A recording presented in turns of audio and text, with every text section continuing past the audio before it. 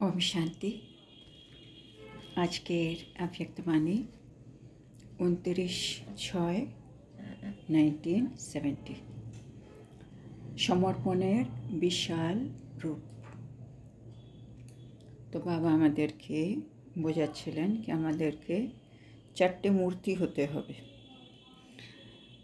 জ্ঞান মূরত, গুণ মূরত, দান মূরত আর সম্পূর্ণ সফলতা মূরত। আর বাবা আমাদেরকে বোঝাচ্ছিলেন আমাদেরকে যে সম্পূর্ণ হতে হবে তার জন্য সব কিছু সমর্পণ করতে হবে। তো বাবা 4টে জিনিসের কথা বলেছিলেন। একটা হচ্ছে সংকল্প, একটা হচ্ছে সেকেন্ড মানে টাইম সময়, একটা হচ্ছে কর্ম, একটা হচ্ছে সম্বন্ধ আর সম্পত্তি। এর মধ্যে লৌকিক অলৌকিক সব চলে আসছে। তারপরে বাবা আমাদেরকে বলছেন আমাদের কাছে যে লৌকিক সম্পত্তি আছে বা ঈশ্বরীয় সম্পত্তি আছে এগুলোকে আমাদেরকে সব সমর্পণ করে নিজের স্থিতিটাকে একটু সাক্ষী দৃষ্টা রাখতে হবে। সেজন্য আমাদের সম্পূর্ণ মূরত আর সফলতা মূরত দুটোই আমরা তাহলে হতে পারব। তারপরে বাবা বললেন লৌকিককে সমর্পণ করা অনেক সহজ, কিন্তু जो ईश्वरीय प्राप्ति होती है वो भी समर्पण करना अर्थात महादानी बनना और औरों का शुभचिंतक बनना, ये नंबरवार यथा योग्य यथाशक्ति होता है।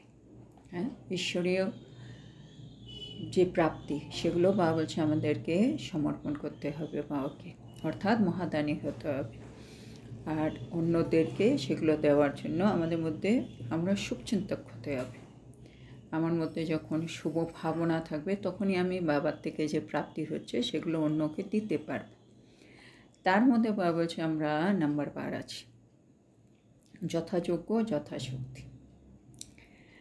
বাবা বলছে এতটা পর্যন্ত সমর্পণ করতে পারলেই আমরা সম্পূর্ণ সমর্পণ আমাদেরকে বলা যেতে পারে।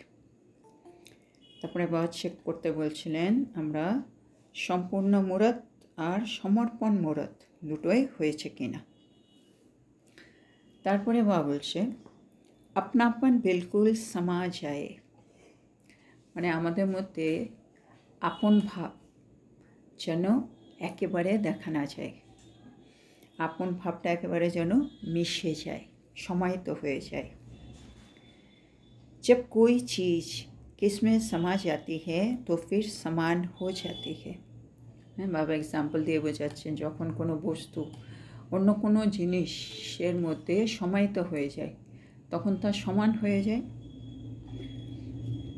তো সমানা অর্থাৎ সমান হো জানা, তার মানে আমি যদি সমাহিত হয়ে যাই তার মানে আমি ওই জিনিসের সমান হয়ে যাচ্ছি। तो अपनापन जितना ही समाएंगे उतना ही समानता मूर्त बनेंगे। তো যত যত আমরা নিজের যে আমাদের আপন ভাব আছে এটা যত আমি সমাহিত করে নেব ততটাই কিন্তু আমি বাবার সমান হয়ে যাব, समानता मूर्त হয়ে যাব। आप लोग जब अन्य आत्माओं की सेवा करते हो तो क्या लक्ष्य रखते हो। বাবা এখন একটা সুন্দর প্রশ্ন করছেন যে আমরা যখন অন্য আত্মাদের সেবা করি তখন আমাদের লক্ষ্য কী থাকে। তো সবাই বলছে আপ সমান বানানে কা, আমরা সবাইকে চাই নিজের মতো বানানো, নিজের সমান করে তোলার। তো বাবা কি বলছেন এবার, आप समान भी नहीं लेकिन बाप समान बनाना है। বাবা আমাদেরকে কারেক্ট হচ্ছে कि আমাদেরকে নিজের সমান নয় কিন্তু বাপ সমান বানানো উচিত। কেন এটাও বাবা বলছেন, आप समान बनाएंगे तो जो आप में कमी होगी वो उसमें भी आ जाएगी।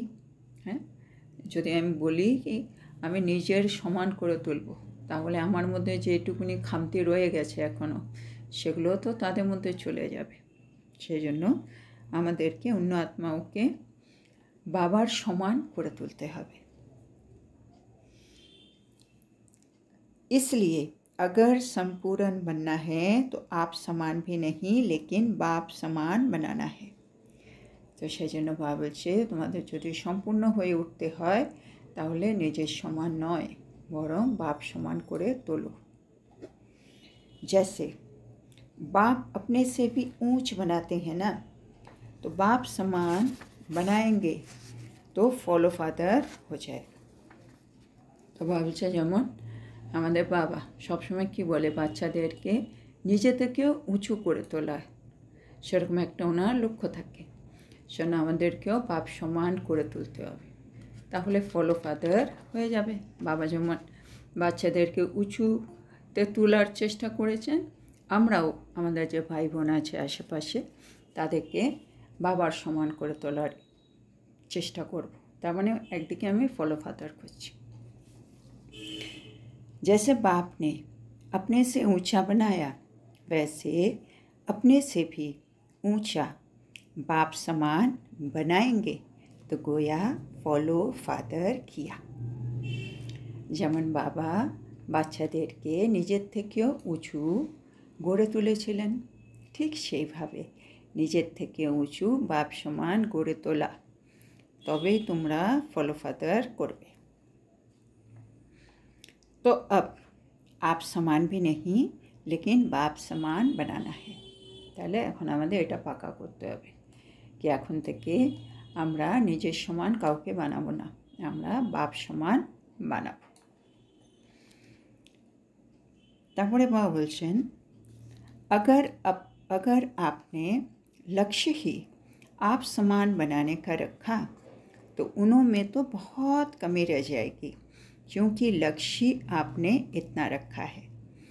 মানে আমাদের যে লক্ষ্মীনারায়ণ হওয়ার লক্ষ্য ওটা তো অনেক উপরে, আমি তো এখন ওর থেকে অনেক নিচে আছি, কি আমি তো এখনও হইনি ওই জায়গায়। আর আমি যদি অন্য আত্মাকে বলি কি আপ সমান বানাবো নিজের মতো, তার মানে আমি ওই আত্মার জন্য লক্ষ্যটা কত নিচু জায়গায় সেট করেছি। আমাকে তো অন্য আত্মাকেও লক্ষ্মীনারায়ণ করতে হবে, ওই লক্ষ্য রাখা উচিত ছিল। তো সেখানে বাবা বলছে সবসময় বাপ সমান করতে হবে। আপ সমান মানে নিজের সমান কখনো করব না, কারণ আমি এখনও আমার লক্ষ্য থেকে অনেক দূরে। আর তাদের জন্য আমি যদি নিজেকে সেট করি ওদের জন্য লক্ষ্যটা অনেক নিচে হয়ে যাচ্ছে বাবা বলছে। তার মানে তাদের মধ্যে অনেক খামতি থেকে যাবে, যেগুলো দুর্বলতা থেকে যাবে, যেগুলো আমার মধ্যে আছে। তো বাবা বলছেন क्योंकि लक्ष्य इतना रखा है इसलिए लक्ष्य सदैव संपूर्णता का रखना है। সেজন্য বাবা বলছে আমাদের জন্য নিজের জন্য লক্ষ্য যেমন সম্পূর্ণতা, লক্ষ্মীনারায়ণ বা ব্রহ্মা বাবা, একইভাবে অন্য আত্মার জন্যও সেম লক্ষ্য, সর্বদা সম্পূর্ণতা লক্ষ্যটা রাখো। जो संपूर्ण मूर्त प्रख्यात प्रत्यक्ष हो चुके हैं उसका लक्ष्य नहीं रखना है। जो अब गुप्त है प्रत्यक्षता में नहीं आए हैं उनका भी लक्ष्य नहीं रख सकते क्योंकि जैसी एम वैसा ऑब्जेक्ट होता है। বাবা বলছে যে সম্পূর্ণ মূর্তি প্রত্যক্ষ প্রখ্যাত হয়ে গেছে তাকে লক্ষ্য হিসেবে রাখতে পারো না। যে এখনও গুপ্ত, যার প্রত্যক্ষতা হয়নি, তাকেও লক্ষ্য হিসেবে রাখতে পারো না, কারণ যেরকম আমাদের এম হয় সেরকমই আমাদের কিন্তু ऑब्जेक्ट হয়ে থাকে। तो एम को श्रेष्ठ रखेंगे तो प्राप्ति भी श्रेष्ठ होगी। সুতরাং ভাবছো তোমাদের এমকে শ্রেষ্ঠ রাখো, তাহলে তোমাদের প্রাপ্তিও কিন্তু শ্রেষ্ঠ হবে। अब तीसरी आँख सदैव ऊपर निशाने पर एक टिक लटकी हुई होनी चाहिए। বাবা বলছে এখন আমাদের যে তৃতীয় নয়ন আছে এই নেত্রটা যেন সর্বদাই উপরের লক্ষ্যের দিকে একেবারে টিকে থাকে, মানে যেমন আমি একটা জিনিসকে একেবারে একাগ্রতা দিয়ে দেখছি এরকম যেন হয়। अच्छा बाबा की बोलছেন वैसे ये तीसरा नेत्र दिव्य बुद्धि का ये नेत्र भी सदैव एक टिक एक रस रहे। মানে বাবা চাইছেন আমাদের যে তৃতীয় নয়ন আছে, তার মানে আমাদের যে দিব্য বুদ্ধি নেত্র আছে, এটা যেন সর্বদা একভাবে টিকে থাকে, মানে একরস হয়ে থাকে। একভাবে টিকে থাকা মানে স্থির হয়ে থাকবে নয়নটা, যেমন চোখটা সবসময় খোলা, একেবারে স্থির হয়ে গেছে আর একরস। এবার এক टिक अर्थात एक में टिका हुआ मगन रूप देखने में आए, মানে একভাবে টিকে আছে, একভাবে স্থির আমার তৃতীয় নয়ন, তার মানে আমার বুদ্ধির চোখ, তার মানে একের মধ্যে স্থির হয়ে আছে, ভাবে সেটা বোঝাচ্ছে। তার মানে আমার বুদ্ধি একজনের মধ্যে স্থির হয়ে আছে, মানে মগন রূপে যেন দেখতে পাওয়া যায়, মানে আমার বুদ্ধি বাবার মধ্যে মগন হয়ে গেছে, তার মানে আমি একভাবে স্থির হয়ে গেছি, তার মানে আমার তৃতীয় নয়ন একেবারে স্থির। বাবা এরকম নয়ন চাইছে। তো तीसरे नेत्र का साक्षात्कार कैसे होगा, এই যে তৃতীয় নেত্র আছে, বাবা বলছে সাক্ষাৎকার কীভাবে হবে। তো বাবা বলছেন মস্তক সে, মানে মস্তক দিয়ে হবে। मस्तक में झलक नैनों में फलक देखने में आएगी, তো মস্তকে ঝলক আর চোখের মধ্যে নয়নে ফলক, এগুলো দেখা যাবে। इससे भी पता पड़ेगा कि इनका तीसरा नेत्र मगन है या युद्ध स्थल में है। বাবা বলছে আমাদের মস্তকের ঝলক আর নয়নের ফলক দেখে কিন্তু বোঝা যাবে কি আমার তৃতীয় নেত্র মগন অবস্থায় আছে না যুদ্ধক্ষেত্রে আছে, না মানে আমাদের ভেতরে যা কিছু চলে সেটা কিন্তু আমাদের চোখ দিয়ে প্রত্যক্ষ হয়, হ্যাঁ না। অনেকে আমরা তো সবাই চোখ দিকে তাকিয়ে থাকলে বোঝা যাচ্ছে এ মানে প্রকৃতভাবে শান্ত, অন্য কিছু ভাবছে না, ভেতরে অনেক কিছু চলছে, মুখে বলছে না। তো বাবা বলছে এটা মানে আমাদের নয়নের ফলক দেখে কিন্তু বোঝা যাবে কি আমাদের বুদ্ধি ভেতরে যুদ্ধ করছে না বাবার মধ্যে মগন আছে। जब आँख थोड़ी ठीक नहीं होती है तो पलक घड़ी घड़ी नीचे ऊपर होती रहती है। আবার সেটা দেখা যায় যখন আমাদের চোখ, মানে নয়ন যখন ঠিক থাকে না, হ্যাঁ না, তখন মানে ধর চোখের মধ্যে কিছু পড়ে গেল, তখন কি হয় আমাদের চোখের যে পাতা পলক সেটা মানে কিছুক্ষণ পর পর, হ্যাঁ না, নড়তে থাকে, है ना, যেন কিছু চোখে পড়ে গেছে। ये भी तीसरा नेत्र अगर यथार्थ रीति से ठीक होगा, अर्थात दिव्य बुद्धि यथार्थ रीति से स्वच्छ होगा तो एक टिक होगा। বলছে একইভাবে কি হবে, যদি আমার তৃতীয় নেত্র যদি ঠিক থাকে, মানে যেমন বাবা বলছে আমাদের স্থূল নয়নে কিছু যদি পড়ে যায় তখন এই চোখের পাতা সবসময় নিচে উপরে হতে থাকে, না চোখের মধ্যে কিছু পড়ে গেছে তখন খুব কষ্ট হচ্ছে।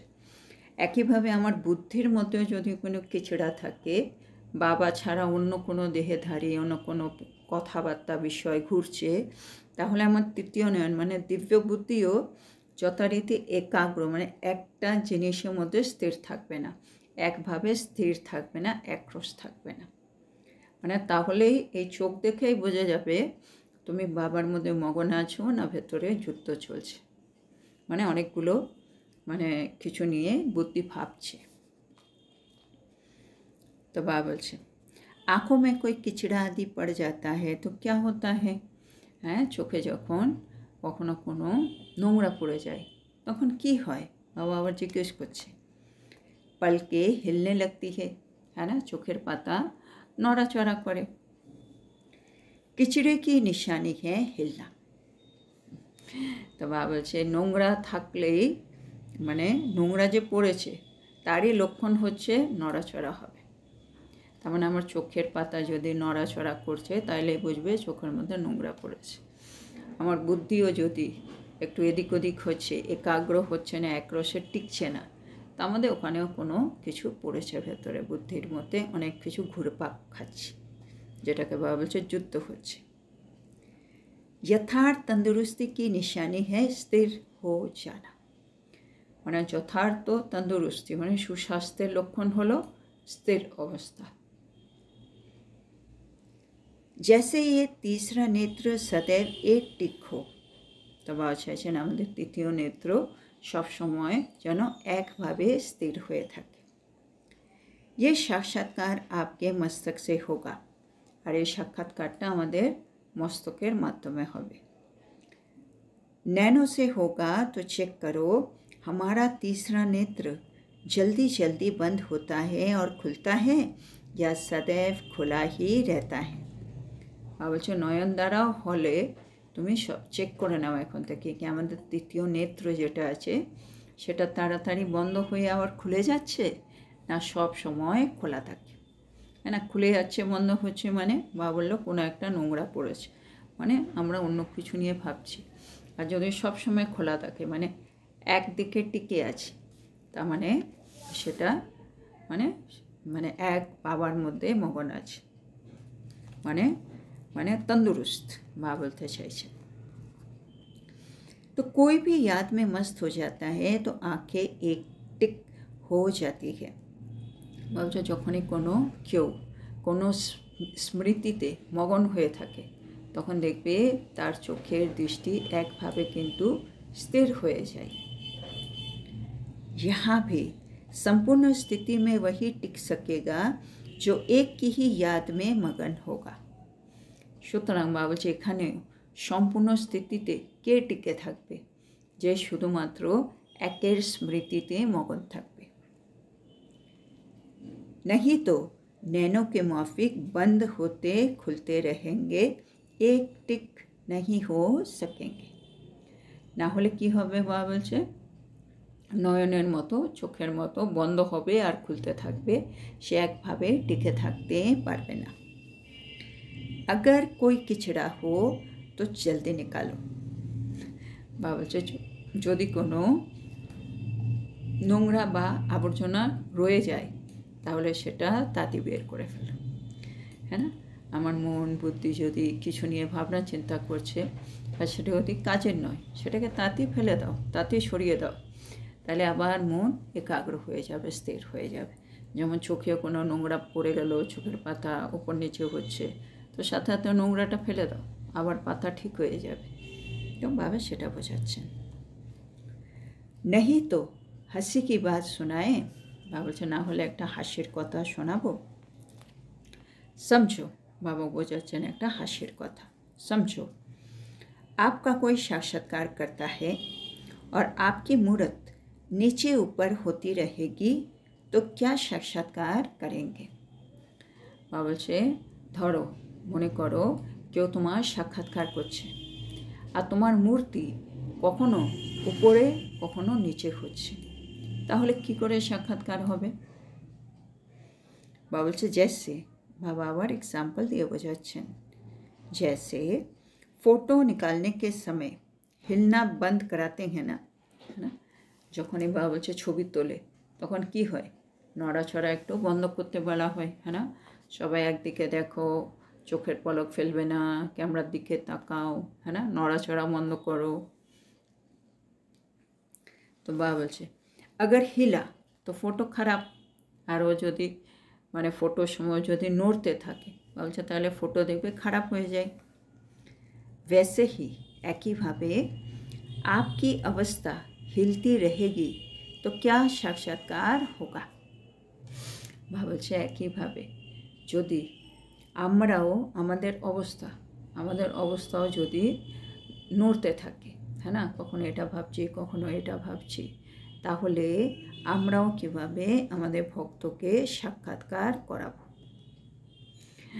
মানে বাবা বলছে যেমন ছবি তোলার সময় আমাদেরকে একেবারে স্ট্যাচুর মতো দাঁড়িয়ে থাকতে হয় তবেই ভালো ফটো ওঠে, তো আমিও এখন আমার ভক্তরা আমাকে সাক্ষাৎকার করবে, তাহলে আমি সাক্ষাৎকার মূরত আত্মা, এখানে আমাকে স্থির থাকতে হবে, তার মানে আমার বুদ্ধি একেবারে একাগ্র থাকতে হবে।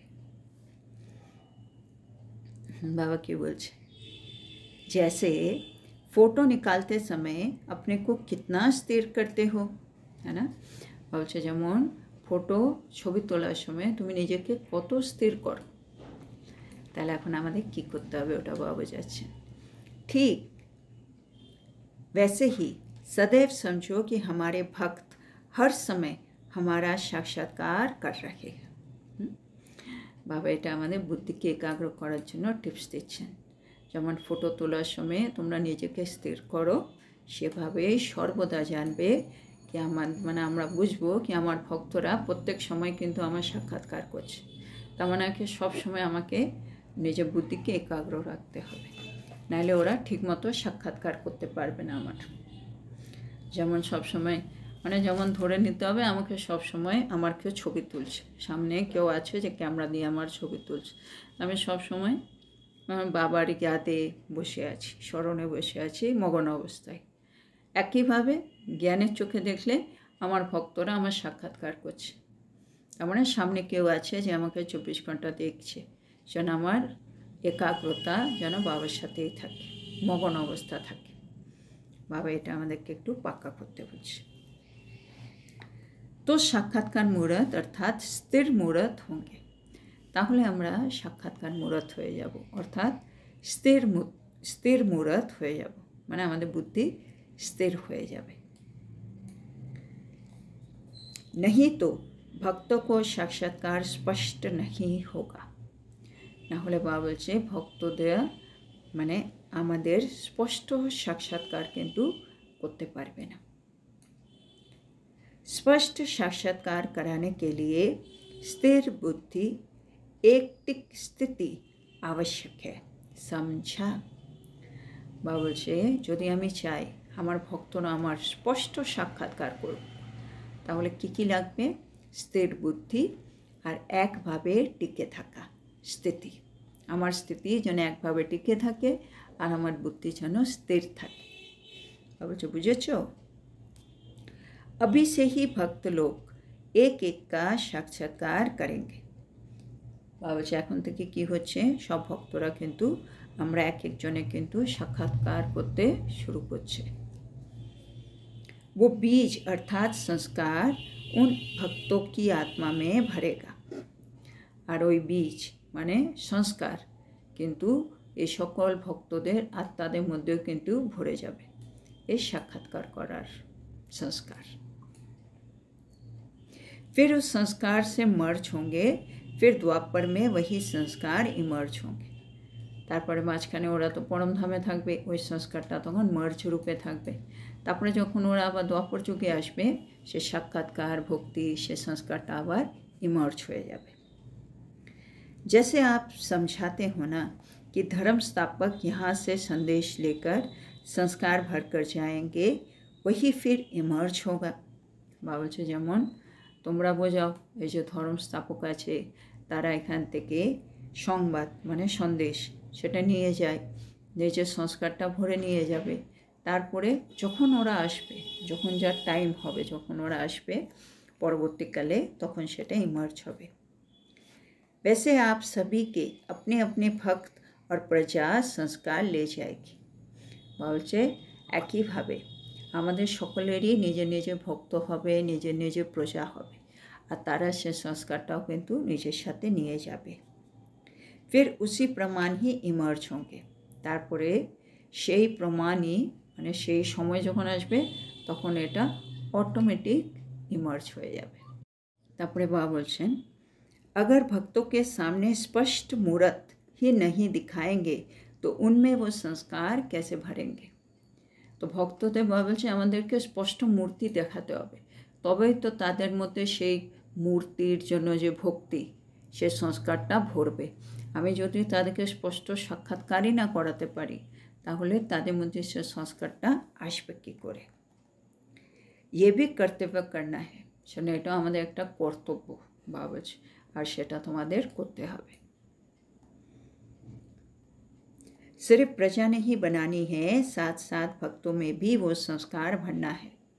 শুধু প্রজা বানালেই হবে না, ভক্ত যারা আছে তাদের মধ্যে এই সংস্কারটাও ভরে দিতে হবে, মানে আমাদের দুটোই কাজ করতে হবে, প্রজাও বানাতে হবে আর যা ভক্ত আছে তাদের মধ্যে ওই সংস্কারটাও ভরতে হবে। कितनी प्रजा बनी है, कितने भक्त बने हैं, ये मालूम पड़ेगा, মানে কত সংখ্যক প্রজা আমার তৈরি হয়েছে, কত সংখ্যক ভক্ত হয়েছে তা বুঝতে পারবো।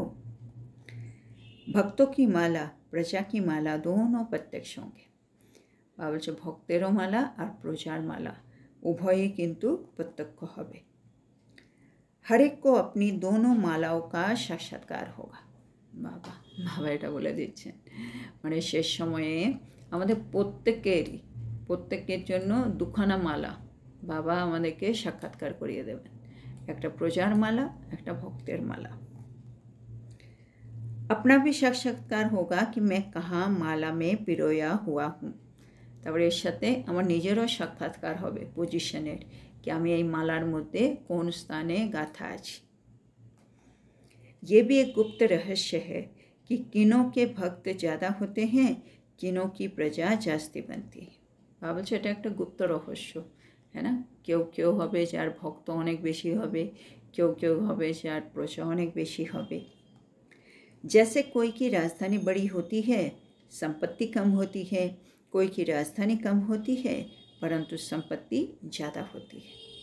বাবা বলছে যেমন অনেক সময় হয় কারো মানে রাজধানী অনেক বড় কিন্তু সম্পত্তি তার কাছে কম থাকে, আবার কারো কাছে রাজধানীটা ছোট কিন্তু সম্পত্তি অনেক থাকে। জন্য মানে একইভাবে কারো ভক্ত বেশি প্রজা কম, আর কারো প্রজা বেশি ভক্ত কম। ये भी एक गुप्त रहस्य है जो कभी खुलेंगे। বাবা বলছে এটাও একটা গুপ্ত রহস্য, মানে এরকম কেন, এটা বাবা আমাদেরকে পরে বলবেন। अभी तो लक्ष्य रखो प्रजा बनाने का। এখন বাবা বলছে লক্ষ্য রাখো कि আমাকে প্রজা তৈরি করতেই হবে। भक्त तो लास्ट में मिनट मोटर के समान बनेंगे। বাবা বলছে লাস্টে ভক্তরা মিনিট মোটরের মতো তৈরি হয়ে যাবে। মিনিট মোটর মানে বাবা বলে এখন যেমন সব জিনিস রেডিমেড তৈরি হয়ে থাকে, হ্যাঁ না? অনেক সময় ব্রিজ তৈরি করে, বিল্ডিং তৈরি করে, মানে ডিফারেন্ট পার্টসগুলো আগের থেকে রেডি করে নেয়, তারপরে সবগুলো নিয়ে এসে ফাটাফাট একটার সাথে আরেকটা জুড়ে কিছুক্ষণের মধ্যে বিল্ডিং বা ব্রিজ ওগুলো তৈরি হয়ে যায়। তো বাবা বলছে এরকমই লাস্ট মিনিটে মানে কম সময়ের মধ্যে অনেক ভক্তরা আমাদের সামনে তৈরি হয়ে এসে যাবে, জন্য আগে প্রজাতা তৈরি করো। यहाँ भी भक्त वंदना करेंगे पूजा नहीं। তো বাবা বলছে এখানেও ভক্তরা কী করবে, বন্দনা করবে, তারা পুজো করবে না। গায়ন করেंगे पूजा फिर वहाँ करेंगे, মানে শোক সঙ্গম যুগে তারা কি করবে, তারা গায়ন করবে মানে গান করবে, কিন্তু পুজো টুজো দ্বাপর যুগে গিয়ে হবে। ये सब बाद में मालूम पड़ेगा। এগুলো সব বাবা বলছে পরে বুঝতে পারবে। আচ্ছা, তো এখানে আজকে এই মুরলিটা শেষ হলো। তো বাবা আজকে আমাদেরকে কি বললেন? বাবা বলছেন আমাদের মধ্যে আপন ভাব সেটা সমাহিত করে নিতে। যত আমি আপন ভাবটাকে সমাহিত করে নেব তত বাবা বলছে আমি সমানতা মূরত হয়ে যাব। তারপরে বাবা বললেন আমরা অন্য আত্মাদের যখন সেবা করি তখন আমাদের লক্ষ্য কী থাকে, সেটা হচ্ছে নিজ সমান করে তোলা, আপ সমান বানানা। বাবা বলছে আপ সমান বানালে হবে না, তাহলে আমাদের মধ্যে যে খামতি রয়ে গেছে, দুর্বলতা রয়ে গেছে, সেটাও তাদের মধ্যে চলে যাবে। সেজন্য আমাদের ইচ্ছে থাকতে হবে তাদেরকে বাপ সমান বানানো। যেমন বাবা মানে আমাদের ব্রহ্মা বাবাও চাইতেন সব বাচ্চারা ওনার থেকে উঁচু হোক। তো আমারও খুব ইচ্ছে কি আমার যে আশেপাশে ভাই বোনেরা আছে, আত্মারা আছে, তারা আমার থেকেও উঁচু হোক, মানে বাবার সমান হোক। তাহলে একদিকে আমি ফলো ফাদার করছি। তারপরে বাবা বলছেন আমি যদি আপ সমান বানাবার চেষ্টা করি তাহলে একদিকে দেখতে গেলে আমি অন্য আত্মার জন্য লক্ষ্যটা কিন্তু অনেকটা নিচু সেট করছি। সেজন্য লক্ষ্যটা আমাদের সবসময় সম্পূর্ণতা রাখতে হবে।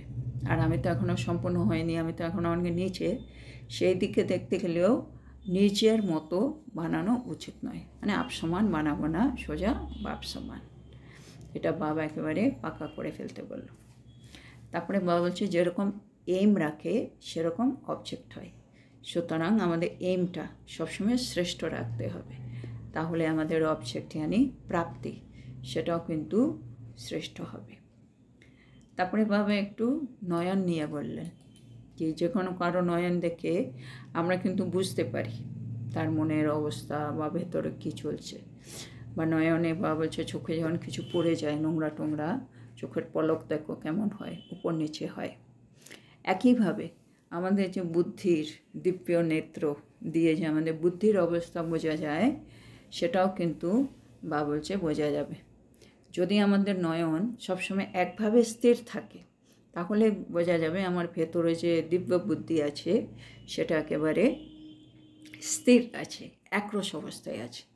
আর যদি দেখা যায় না, চোখের মধ্যে সেই বা বলছে ফলক সেটা থাকতে হবে, সেটা নেই, তার মানে কোথাও না কোথাও ভেতরে আমার বুদ্ধি যুদ্ধ করছে, মানে কখনো এই দুটো জিনিসের মধ্যে যুদ্ধ চলছে। তো বাবা বলছে কী করতে হবে, আমাদেরকে চেষ্টা করতে হবে আমার বুদ্ধি যেন বাবার মধ্যে মগন থাকে। তাতে কী হবে, আমার চোখের দৃষ্টি একভাবে স্থির হয়ে যাবে।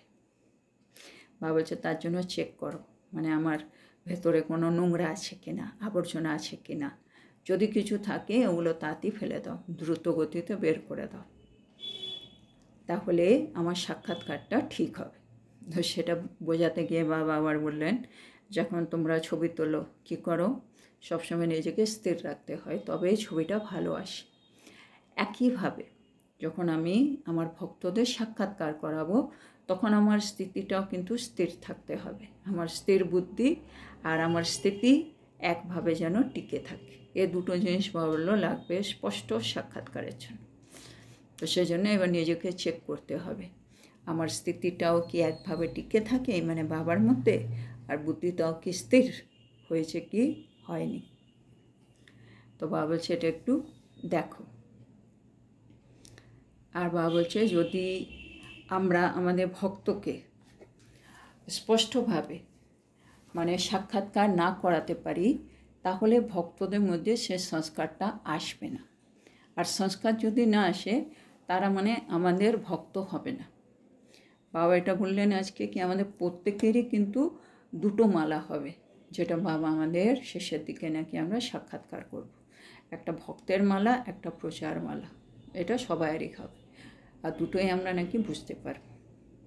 তো সেজন্য ভক্তের মালা তৈরি করার জন্য ভক্তের মধ্যে আমাকে সে সংস্কারটা দিতে হবে। আর সেই সংস্কারটা দেওয়ার জন্য আমাকে স্পষ্ট সাক্ষাৎকার করাতে হবে। আর স্পষ্ট সাক্ষাৎকার করাবার জন্য আমার বুদ্ধি একদম স্থির থাকতে হবে, আর আমার স্থিতি একদম একভাবে যেন টিকে থাকে, মানে বাবার মধ্যে মগন থাকে। এটা খুবই দরকার।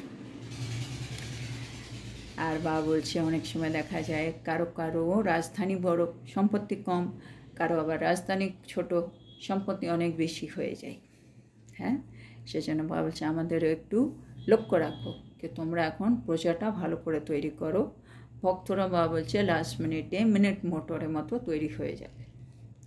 এখন ভক্তরা আমাদের বন্দনা করবে, এই মুহূর্তে সঙ্গম যুগে ভক্তরা আমাদের পুজো করবে না, এখন গান হবে, বন্দনা হবে, মানে মহিমা হবে। এরপরে দ্বাপর যুগে গিয়ে আমাদের পুজো হবে, মানে আমাদের পূজ্য স্বরূপ। তো আজকে এখানে এই মুরলিটা শেষ হলো। আজকে আমাদের এত সুন্দর শিক্ষার জন্য আমরা আমাদের প্রিয় শিব বাবাকে বলবো ধন্যবাদ বাবা, ধন্যবাদ। ওম শান্তি।